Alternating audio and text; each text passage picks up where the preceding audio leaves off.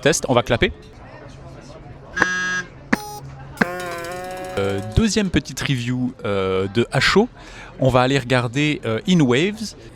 Je vais pas m'attarder sur le nom de la réalisatrice. C'est une bande-annonce que j'ai vue lorsque j'étais allé voir Jim Quinn. Je sais pas vraiment à quoi m'attendre. C'est lié à l'univers du surf. Apparemment, c'est un drame romantique. L'univers avait l'air assez beau en 2D, donc je me réjouis de la qualité graphique du film. Et si c'est réellement un drame romantique, je vais chialer. Ça, c'est une certitude. On se retrouve après la séance pour voir ce qu'il en est.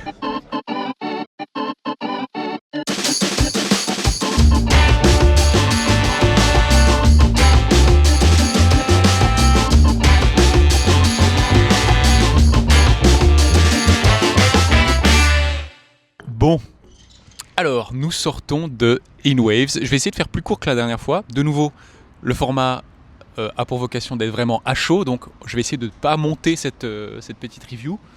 Par quoi commencer ? Bon, déjà, ne regardez pas les bandes annonces, définitivement. Je ne peux pas vous le dire pourquoi, parce que sinon je vous spoilerai moi le film, mais je me suis fait spoiler par la bande annonce que j'ai vue lors de la séance de Jim Quinn. J'ai vu la bande annonce de In Waves lorsque j'ai vu Jim Quinn et je me suis fait spoiler le film. Mais je me suis pas fait spoiler le début du film, je me suis fait spoiler les 3/4 du film. Donc vraiment, les bandes annonces, c'est le shaitan. No, God, please, no, no. Ne regardez pas les bandes annonces. Et puis ensuite, j'ai pas pleuré. Pour moi, ça n'a pas marché. Ça n'a pas marché pour plein de raisons.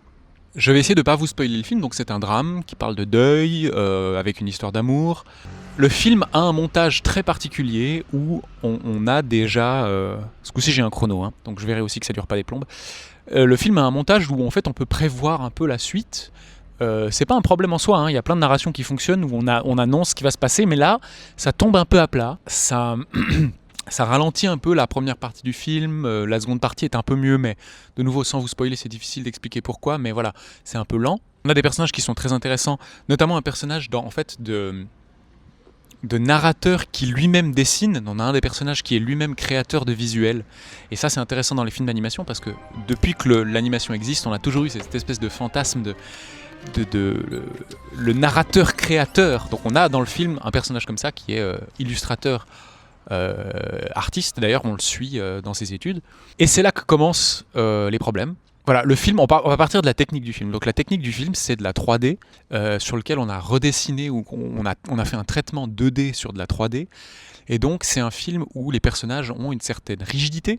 C'est un choix, mais de base, en fait, ça pose un problème parce que c'est un drame, donc on parle de beaucoup d'émotions. Et ces personnages qui ont une existence 3D avec de la 2D par-dessus, ils sont par définition figés un peu dans le modèle 3D. Et donc des fois, moi personnellement, j'ai trouvé qu'il pouvait y avoir un manque d'émotion à certains moments. Où en fait le dessin à la main aurait permis une expressivité plus grande et la liberté de la 3D aurait permis aussi une expressivité plus grande. Et là on se retrouve coincé entre les deux et ça dessert un peu le film. Visuellement ça ressemble à un épisode de Ewilan, de la quête d'Ewilan. Et là où dans la quête d'Ewilan j'accepte, c'est que cette économie de moyens, j'ai eu de la peine avec le film. En fait il faut bien comprendre que la quête d'Ewilan c'est une série. Et donc il va falloir produire une quantité d'images dramatiques, donc c'est rentable d'avoir ce parti pris, parce que vous allez devoir faire beaucoup plus de rush. Mais pour un long métrage, en fait on n'a ni vraiment les avantages de la 2D, ni vraiment les avantages de la 3D. Et donc ça tombe un peu à plat en termes de visuel, même si parfois c'est très beau. Et puis je disais, on n'a ni les avantages de la 2D, ni les avantages de la 3D, et puis surtout, on n'a pas les avantages du réel. Et là on va toucher à un des gros problèmes du film. Quand vous regardez un film d'animation, en fait, il y a une attente peut-être, c'est que le film soit en animation et se serve de l'animation. Et ici, c'est pas le cas. Enfin, c'est pas le cas. C'est très peu le cas. Donc, je vous spoilerai en vous disant que ça parle de surf. Donc, on est dans la mer, on a des magnifiques images de plage, d'eau, qui sont d'ailleurs très bien rendues. Mais comment vous dire ? Faire le choix de faire un film d'animation, c'est un choix extrêmement violent par rapport au réel. La vie est belle, le monde est beau. Ce que l'on peut filmer a une magie de la réalité. Nous, je dis nous parce que j'estime qu'un jour peut-être je serai réalisateur de films d'animation, mais enfin, les gens qui font de l'animation, on a cette espèce d'arrogance de dire on va créer quelque chose de plus beau ou de plus significatif que la réalité, et donc on se permet de se passer de la réalité pour créer quelque chose. Et là, on se passe de la réalité des vagues, on se passe de la réalité de la beauté du surf, d'émotions humaines, de représentation des corps, et on nous propose une version alternative en animé, mais qui n'amène rien. En fait, je me suis posé à de nombreuses reprises la question de « mais pourquoi le film est en anime ?» Et ça, c'est un peu cruel, dit comme ça, mais c'est une des pires critiques qu'on puisse faire à un film d'animation, c'est quand on se demande pourquoi c'est de l'animation. Alors c'est pas vrai, il y a quelques trucs qu'on n'aurait pas pu filmer.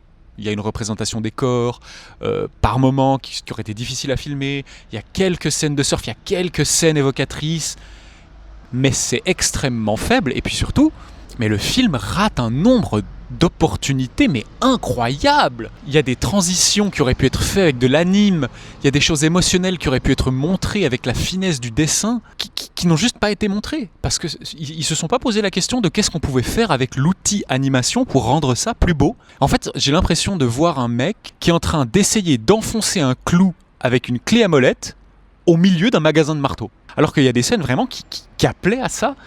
Et du coup, on est un peu entre les deux. Et c'est un peu, je sais pas pourquoi, je sais pas qu'est-ce qu'ils ont raté. Mais enfin, moi, ça n'a pas pris. Et donc, voilà, je le disais en intro, est-ce que je vais lâcher une larme ? Ben non, j'ai pas lâché de larmes. Ça n'a pas marché pour moi.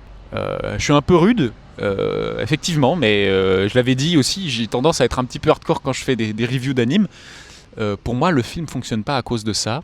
Il y a plein de choses qui marchent, évidemment, c'est un film émotionnel. J'étais avec 2 personnes qui ont lâché une petite larmichette, dont ma maman qui a fondu en larmes. Mais moi, j'en suis sorti assez vite. La narration, voilà, je reviens un peu sur la narration. Le film termine là où on aurait aimé qu'il commence.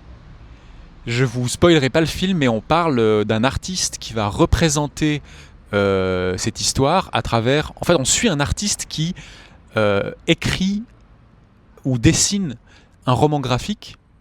Et en fait, on se doute que ce roman graphique, c'est aussi celui dont est inspiré le film, parce que le film est inspiré d'un roman graphique. Et puis, il y a des scènes où l'artiste dans le film parle de la puissance des lignes, décrit l'écorce d'un arbre avec la beauté qu'on pourrait retrouver dans les lignes des vagues.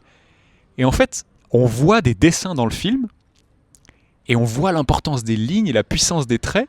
Puis ensuite, on revient dans le film, puis on est là genre... Mais il n'y a pas de ligne, parce que les modèles 3D n'ont pas de ligne.